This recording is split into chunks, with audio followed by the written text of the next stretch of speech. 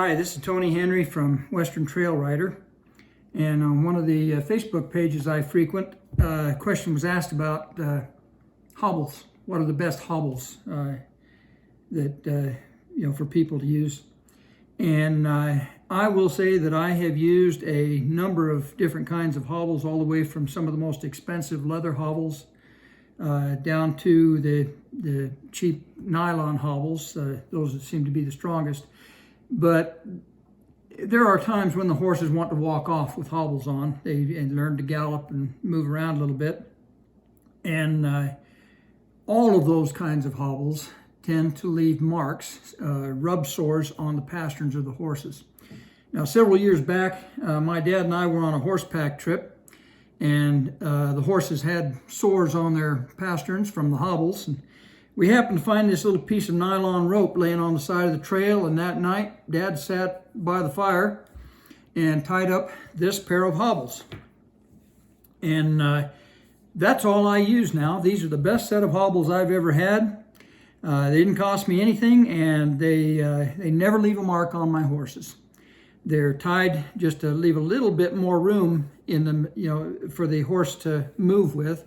And I find that with that little bit of extra room, the horses tend to step and don't necessarily learn to gallop like most horses do with hobbles.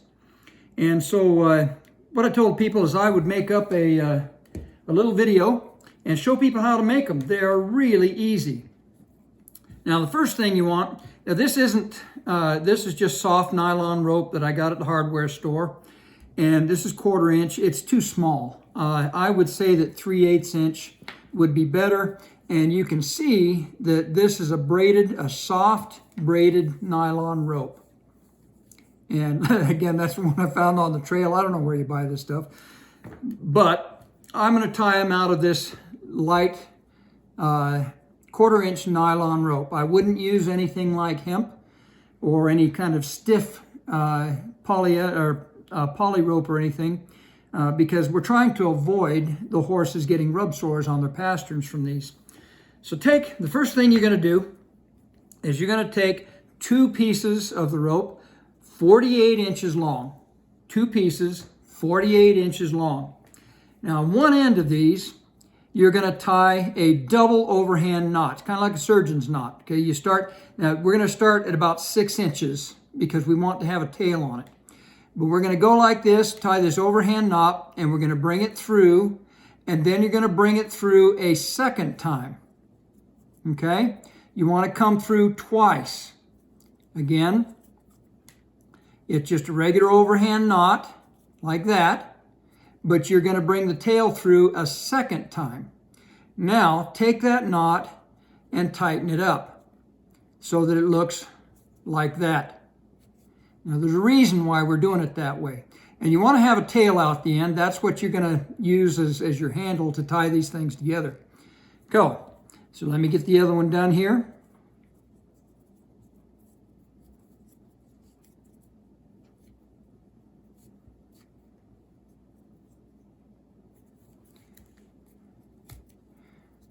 Now, this nylon rope tightens down very well. I like it. It tightens down nicely.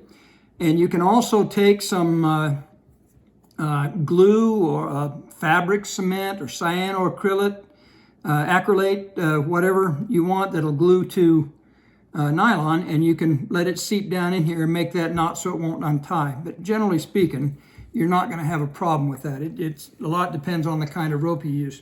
Now go down the other end. And at this end, you're just going to tie a loop. And you just double it, make an overhand knot, back through itself.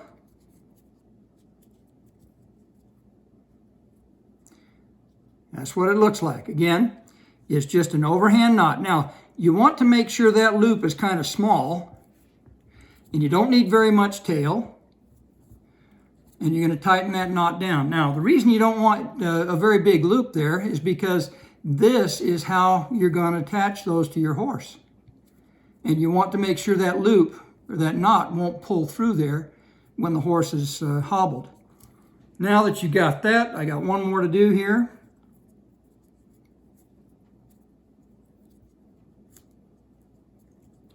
And as you're tying these knots, make sure that you get your rope laying properly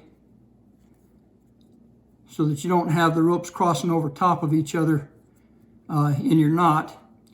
And that will make your knot stay better. Let's see, where are we? There we go.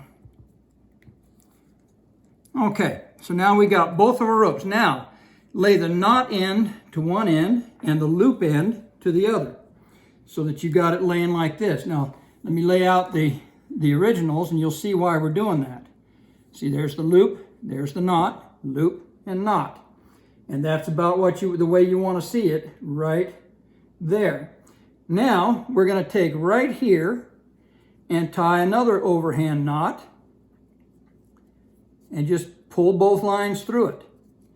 Now, what you have to watch for is that this is the loop that's going to go around your horse's pastern. So you want the loop big enough to be comfortable on the horse's pastern without being tight, but it cannot come off over the hoof. So size that to where you think that ought to be. Pull that knot tight. Now see, make sure that you get the knot straight so it tightens down nicely. Come down to the other end, do the same thing. Now you want to get those the same length, because as long as they're the same length, these hobbles are going to be very strong. A horse will never break them. But if you get those a different length, if you get this different lengths in here, then you've got the horse pulling on one rope at a time, and they might be able to break it, you know, depending on the type of rope that you're using. Now I'm adjusting this a little bit because I made the loop a little bit too large there. Whoop. Okay, there we are. Now we have a set of hobbles. The way you put them on your horse is you take this and you put it around the horse's pastern, stick that through there, pull it through, and that's it.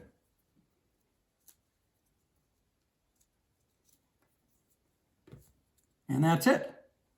That's what the hobbles look like. That's how they're used. And that is what I use on all my pack trips, on all my trail rides. And they just stay down in the bottom of my saddlebag all the time. They're always there at the bottom of my saddlebag, no matter where I go. And I've always got them if I need them. Hope that helps some people out there, because the big old hard, heavy nylon or leather hobbles that I've used before never fail to leave marks on my horse's pasterns. And some people attach the hobbles up on their cannon bones, but I have never yet seen one stay up there. You leave them 2 or 3 hours and one will be down, the other one up, or even both of them down. And when they get down around their pasterns, it always leaves a mark. These, just hook them around the pasterns, never have a problem. Thanks.